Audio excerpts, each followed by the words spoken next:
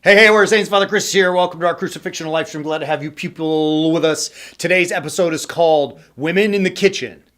How's that for clickbaity? All right, it's a good question. We're talking about the speech that Harrison Butker, who is an NFL kicker, gave as a commencement address at Benedictine University last week. Firestorm then went with it. You should watch yesterday and the previous day's episodes if you want to get caught up.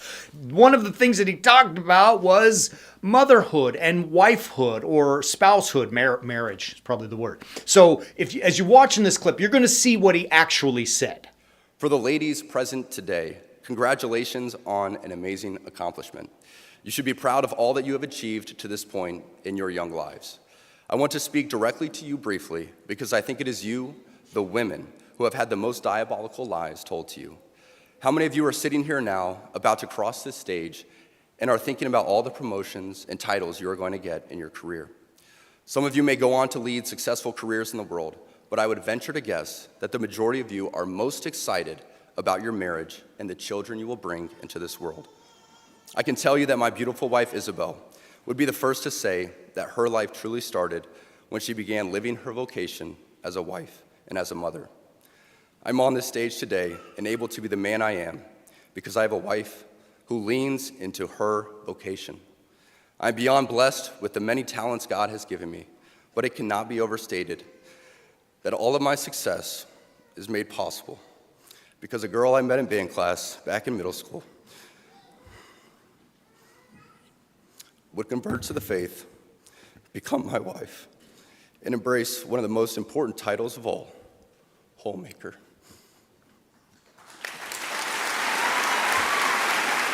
All right. So that right there created a big old firestorm, and all the women in the world went crazy. What he wants to oppress women and all that kind of stuff. Look, if you listen to what the guy actually said, I don't think that's the case. But you can have your own opinion and figure that out for yourself. What I'm interested in is the idea that he produced in my mind, which I want to share with you beautiful people today. And that is the idea of motherhood, homemaker, wife versus career woman and successful in the world and corporations and, and business and getting your degrees and all that kind of stuff. Now, you guys know I'm a very, very proud girl dad. I have two amazing daughters. I live, obviously, with my beautiful bride. I live with three women, and they are beyond exceptional, each and every one of them. And my girls, my two daughters, I'm biased, but I'm not wrong.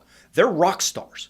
And they're ferocious. I don't care if you are 7 feet tall, 300 pounds of pure stacked muscle. Do not meet either one of my daughters in a dark alley. They will gut you like a stuck pig. They are ferocious. They are lions. They're not lambs. They eat lambs, right? And I'm raising them like that. And look, I even tell them, forget Hillary Clinton. I want you to be the first woman to break the glass ceiling. I'm trying to train these girls to be just fierce and ferocious. And they are. I'm so proud of them because when they see it, they go get it. They work hard. They are told that if a boy gets in your face, you punch him in his face, not literally.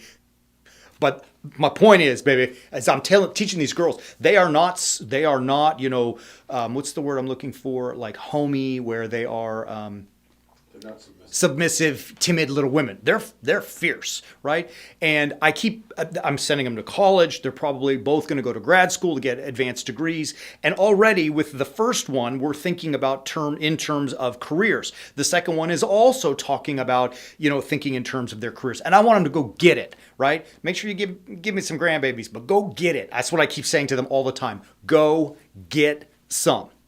And women, as you know, in this day and age, certainly, and in this country, they have the opportunity and the right to do that, to make that choice.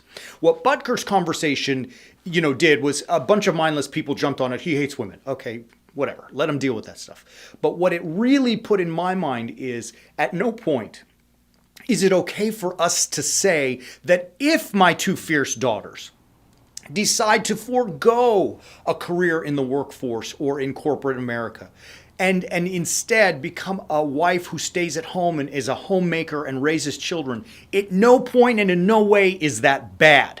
And that's, I think, what he was ultimately calling out. At least that's what I'm calling out, right? To be a wife and a homemaker and a mother is a high, and he said, the highest of callings. It is a beautiful calling. And I'm not going to sit here and let anyone disparage that. And you may say, nobody's disparaging it.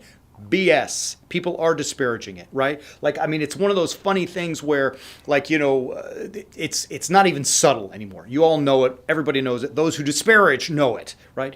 It's okay to be a single mom. I was raised by a single mom. My father died. He was killed when I was 7. My sister was 6. My mother alone switched everything in her world and became a ferocious lion of herself to raise the 2 of us, right? Like, I get it. I've been through it. I live it. But it is not in any way okay for us to let our girls think that somehow, if they decide to marry and stay at home and do all of those things that go with it, that they are bad or in any way inadequate, right? Like, listen, and God got it way before you and I did. He's smarter than us, clearly. In Proverbs, we hear when he's talking about the last chapter, which is about the good wife, it's ultimately talking about Lady Wisdom. But it's interesting, why does he use the image of a married woman or a wife and a mother? Because there's wisdom there. Listen, Proverbs 31, we hear, a good wife who can find, listen, these are God's words, not Father Chris's. She is far more precious than jewels. The heart of her husband trusts in her, and he will have no lack of gain, right? What's going on there? It is to say that the wise wife / mother who chose by her own volition to stay at home, maybe not in that time frame, but in our time frame, who chose to stay at home, is worth more than all of the money in the world. Because upon her shoulders her husband stands. He will have no lack of gain, which is to say, any success that he may have is due to the support and the strength and the knowledge and the wisdom and the love and the guidance and the sometimes slapping upside the head that she gives to him. Do you understand that? Like, forgive me, I'm pretty successful at what I do. I don't do very many things well, but I'm a good parish priest and I'm a good speaker and teacher, and that's why I devote all of my energy to it. And let's be honest, I do it well. But I'm only able to do it well because my wife is holding me up, baby. She is ferocious in her own right. And she's unafraid to say to me, what the heck are you doing? You're off track. Say this, change that, don't say this. Like, she guides me. She makes me think. She is upholding all that I can give to you. Do you understand that? And so in no way will I ever let you disparage what she does. I live with her. I see her day to day. So I know that what she's doing is more ferocious and more hard work than any president of the United States of America, whether male or female. Do you understand what I'm saying? Like, I know that's a hard job, but I would rather do that than what she does, right? Because I'd rather do that than deal with me. I get it. The point of all of it that I'm making, baby doll, is look, it is not for us to prohibit our girls from going out and getting some. I'm trying to raise my girls to do so. But if they choose not to do that, and they choose to go the route of marriage, it is beautiful, it is blessed, it is the perfect, when done right, complementarity with your husband. It is the greatest gift of life, the greatest adventure to produce more life through offspring and the rearing of them. It's an amazing thing, and how dare you or anyone else say to our girls that is not the case, or in any way to disparage it, even slightly to say that it's better to go work in the corporate world. You can't say that. You can, I guess, in this world, but you'd be wrong, right? It is not for you to say that it is better, particularly if they choose that route, and nor for you to shame them if they choose that route. Now, here's why. Here's the beautiful part about it, as we saw from the book of Proverbs, and I know personally in my own life, my own experience from being raised by my mother, who was unfortunately widowed at a young age, and now with the bride that I am married to for 25 plus years and live with and see. It is glorious, right? Motherhood is amazing to watch. Look, I can't do what she does. I just can't. I don't have it. I don't have whatever it is she has. I can feed them if I need to, and I put a roof over their heads, and I could drive them to school and all that kind of stuff. And there are things that I as father do that she can't do. But oh my gosh, motherhood, it is the most beautiful of all adventures. And I watch her and I'm enamored. I don't think about like, hey, woman, go get in the kitchen, right? I started the episode with that just to get your attention. But I look at her, like, wow. Wow. And so, anyways, all of my rambling. I don't care about Butker and I don't care about whatever. Have your opinions. My point in all of this is it is not for us to say that womanhood in any way and motherhood in any way is a poor choice for our young girls. Don't do that to them because they may want that. They may decide that that is the route that they want to go, the adventure that they want to take. All right, it's our job to support and love them. All of that leads to the final point I'm going to make today. Look, we're pushing Christian values, crucifixional life. That's who we are. We teach about sacrifice of self in order to do God's will. You're interested, you're tired of this chaos that's out there.